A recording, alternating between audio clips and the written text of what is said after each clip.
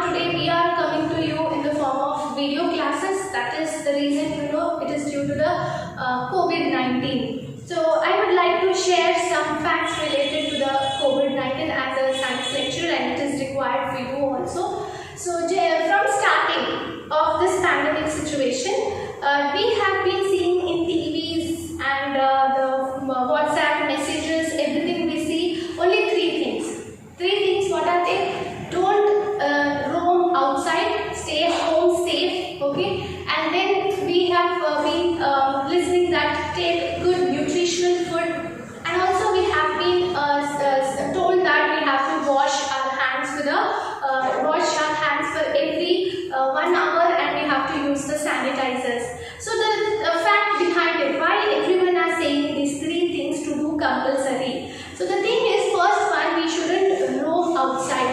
We should avoid the public places, right? So this is as a scientific reason. There is every scientific reason behind these three things what they have been telling us. So if you see in public, if you go, the virus responsible for this COVID-19, if you see that virus will transform from one person to another person through the droplets, saliva droplets. So the saliva droplets can reach the other person who are very near to each other. So when the people are very near to each other and when they talk, there is a chance that droplets will fall on them, and that is how transmission of virus will take place. So that's why they are telling avoid and keep social distance. So that is the one reason. And the other reason for being apart is so when we are maintaining the distance, that also will prevent the virus entering into the person's body. So if you shake your hand, or if you touch them, or if you be very close to them, so in this way it may pass, because the person has rubbed his eyes or nose, and the person is with COVID-19, and with the same hand, if they are giving if they are giving a hand to you all, and if you touch them, there is a chance it may be transmitted. So they are telling you all to keep social distancing, because to prevent the transmission of virus. Second thing, they are telling you all to take good food, right? So the immunity based foods like milk, okay, egg, they are saying take egg. Proteinaceous food you should take more, because in human body the immunity related cells are there called as antibodies. For manufacturing of antibodies they require proteins, because antibodies are made up of proteins. So if you take lot of proteins in your body, there will be scope of formation of more and more antibodies in your body, and that will fight against the viruses. So that's why they are telling you all to take more and more proteinaceous food, so that your immunity will boost up and it will have an ability to fight against the virus. And the last one is they are telling you all to wash your hands or sanitize your hands. So this sanitizers or any type of hand washes or soaps, they have a specialized substance called disinfectant. So this disinfectant and also the alcohol percent will be high in them. So when you take them into your hands and when you rub them, so what it does is the viruses, they are very simple structure, they are single cellular organisms. So when we take the alcohol and when we rub our hands, it will disrupt the structure of virus. So all the parts of the virus will be disrupted. So due to that, they don't have again ability to combine and form. That means it's a way of killing the virus. So the structure is very simple. It's only a single cellular organism, and when we take the alcohol and the alcohol-based substances like sanitizers, hand washes, and when we rub our hands, then immediately the structure will get disrupted and it will be destroyed, and that is how the virus population can be prevented entering into our body. So that's why students, these three things are said more particularly, that maintain social distance to avoid the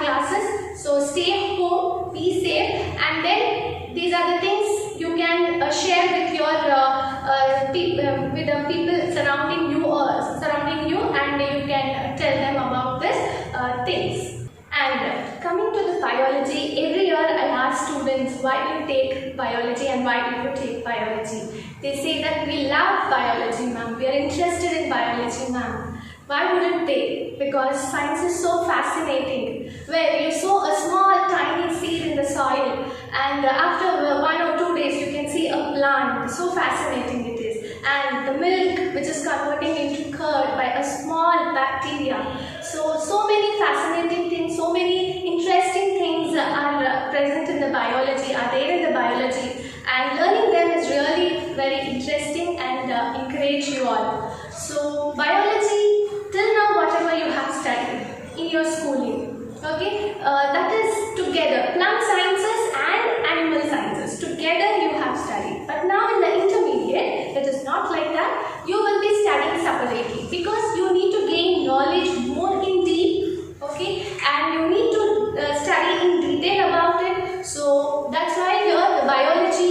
is separated into 2 subjects, and that is one botany and zoology.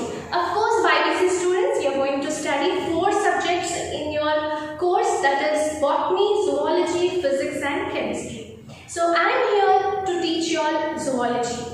Botany is about studying plant sciences and zoology is about the animal sciences. So I am here for you all for this 2 years to teach you all about the zoology. So as I said, zoology is about the animal sciences, where purely you are going to study what is like how did the evolution of an animal took place, and from animal how the human being has been evolved. So if you are very much anxiety, I guess, to know about the syllabus, how it is, yes, I will explain you all and I will give introduction about your syllabus, what you are going to learn this year. Okay, coming to your subject syllabus and all. So this year, first year, you have 8 units, and the 8 units, I'll just introduce you all the chapter names and just explain you all what it contains. Okay, so the first unit,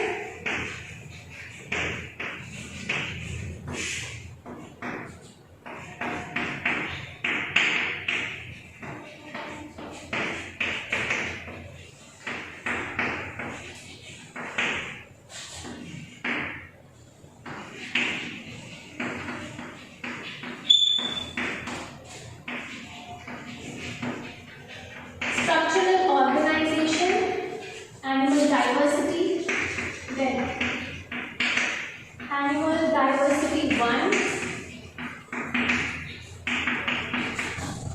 then animal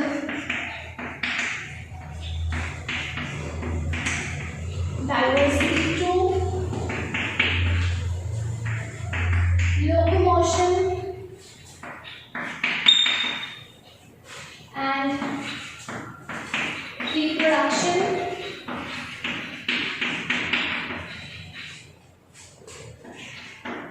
biology in human welfare, 7th unit, Periplanogram, Americana, and the 8th unit, I'll write here, it is ecology.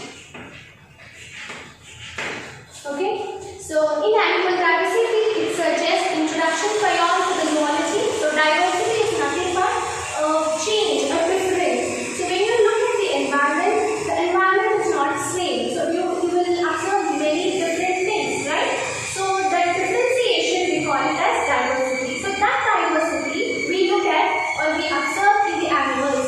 When we say animals, all the animals are not same, right? So each one is having a different unique structure, unique characters will be there. So those all, as an introduction, we will study in the first chapter, first unit. Second unit is structural organization, where how is the body made up of? Like organism will start its life with a single cell, but the life does not stop at that cell point, right? So the cell will be increased into the tissues, and then the organs and the complete body will be formed.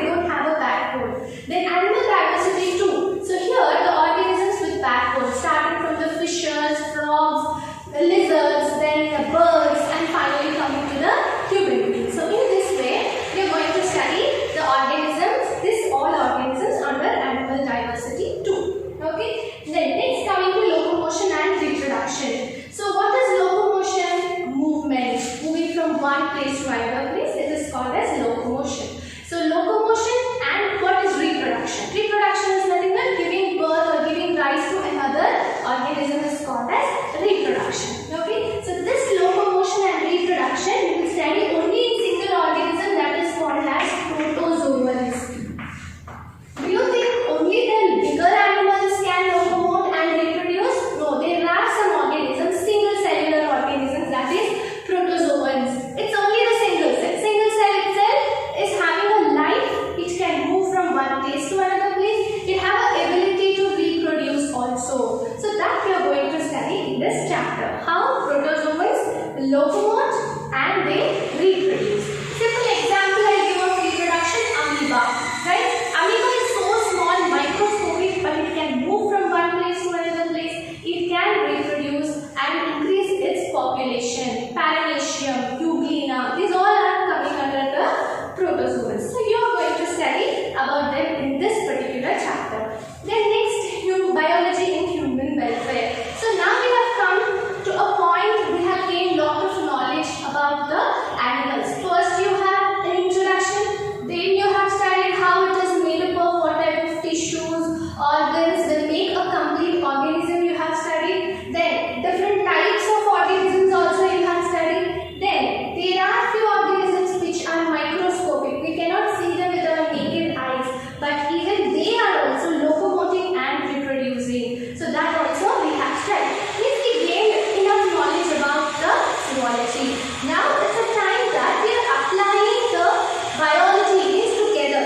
Zoology and botany, animal sciences and plant sciences, we are putting together and as an application, and how they are benefiting for the human, we are going to study that in biology human welfare. So for past, if you see in the olden days or past years, if you see, we don't know that what was the reason for person getting fever, person getting different types of effects like cold, cough and all that. But once the biology has increased its knowledge and has imparted so much knowledge, the researchers, scientists and all, they have helped us to gain knowledge that particular organism is causing infection, and that infection results in the symptoms like cold and cough. Means biology is helping us to understand how the human, biology helps us to understand that even it is having important role in human. Okay, in that way you will study in this chapter. Then Periplaneta americana. So the name is little bit weird, but it's a scientific name of cockroach. So as a biology student, it is need for every student to know the anatomy of an organism. Anatomy is nothing but from top to bottom, what is external features, what are the external organs and the internal organs, everything should be studied. So for you all as an introduction, they have selected cockroach organism, and they will help you in this chapter. You will be able to learn about the external and the internal features. So what would be the external and internal feature? Externally, how it is made up of. Internally, all the systems like digestive system, circulatory system, respiratory system, all that in detail you will study in this particular unit. And finally, coming to an end, ecology. It's a branch of sciences where you study the relationship between the environment and the organism. Okay, so till now you have studied what all related to the zoology and all, and now in this we are going to correlate the organism with the environment. So in this chapter you will study how is the relationship between the environment and the organism. So this is what is an introduction for your syllabus. So now students, you got an idea about the syllabus. So coming to your exam pattern. So here in the IT point of view, if you see, you will have a 60 marks paper. So you have to score, you have to give an exam for 60 marks. And how will be the question paper pattern? If you see, you have a first bit where it will be asking 2-mark questions, and it will be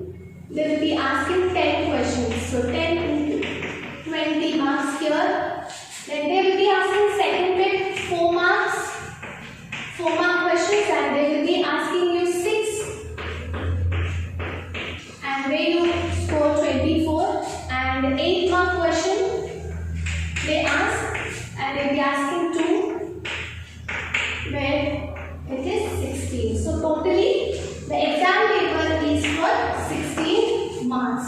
So if you see the weightage of these 2 mark and 4 mark questions in the syllabus, the very important topics in the syllabus is the 6th chapter, 7th chapter and 8th chapter, wherein from these 3 chapters all the type of questions will be asked. Means 2 marks will be asked, 4 mark question will be asked and 8 mark question will be asked. Then coming to the remaining chapters, if you see, in the remaining chapters they will be asking only 2 mark and 4 mark questions. So it may be from 1st chapter to the 5th chapter. All these chapters, the importance is where you get 1 2 mark question and 1 4 mark question. Whereas if you see the chapters like biology, human welfare, periplanet americana and ecology, where they will be asking all the type of questions. So this is about the IPE part.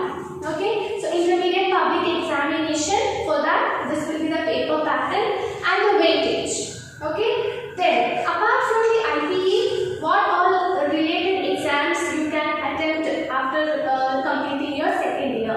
So of course, generally students will take BIPC aiming for doctor, right? So now for the doctor, it doesn't, like, only IPE examination is not enough. You have to score good marks and good rank in a competitive exam called as NEET.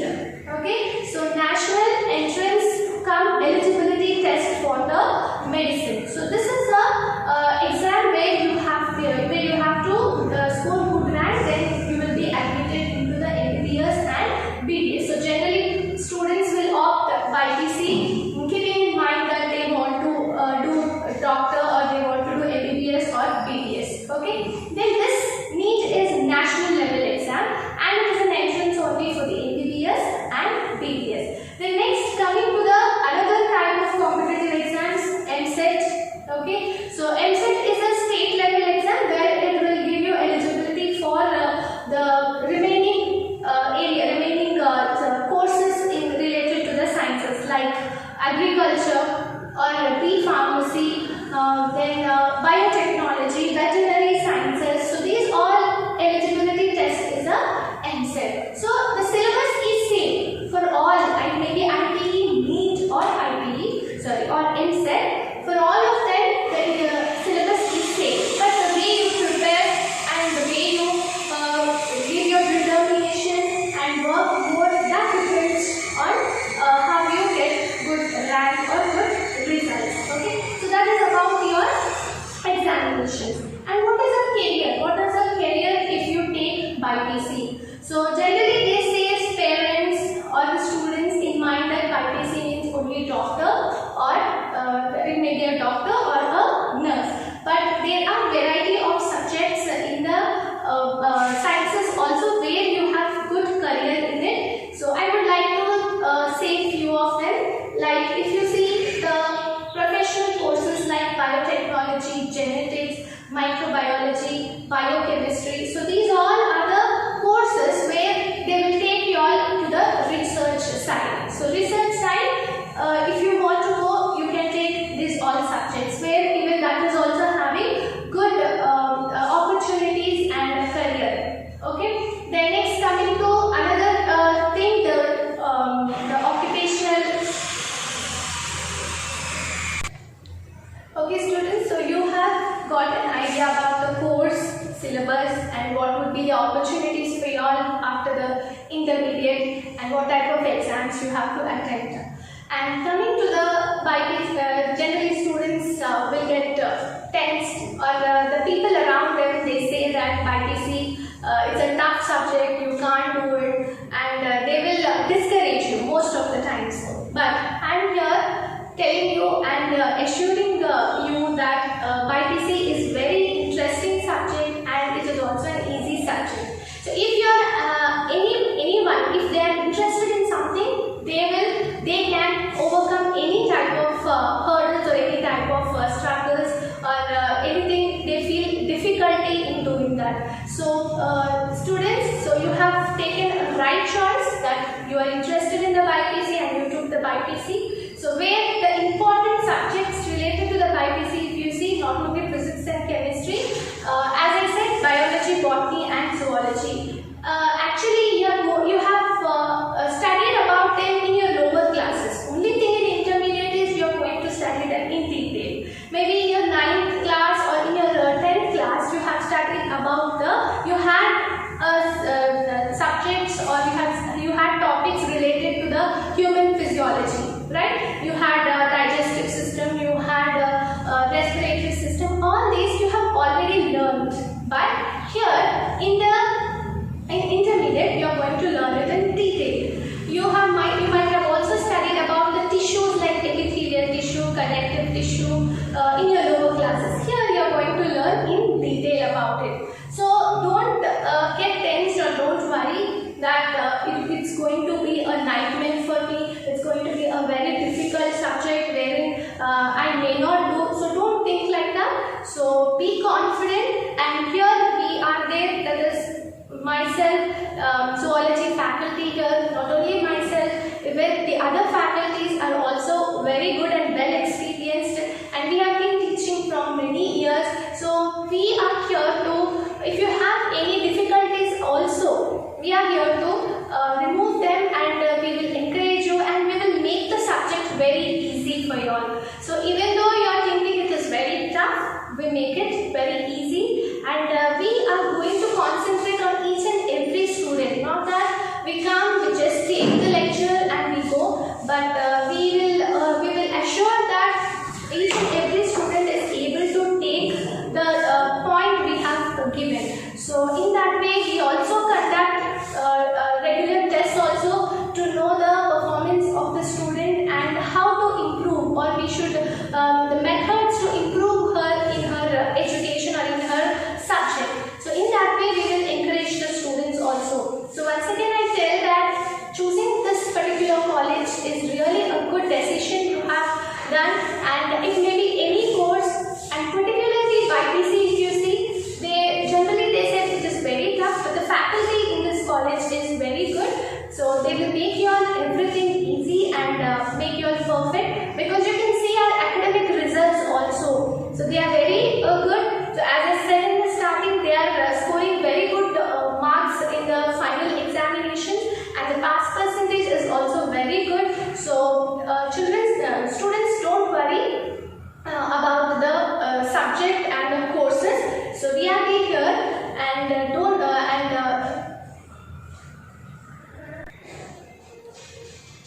so students, once again I congratulate for completing your 10th. That is a very big hurdle in your career, and starting to face a next hurdle in your career, that is intermediate. So I am wishing you all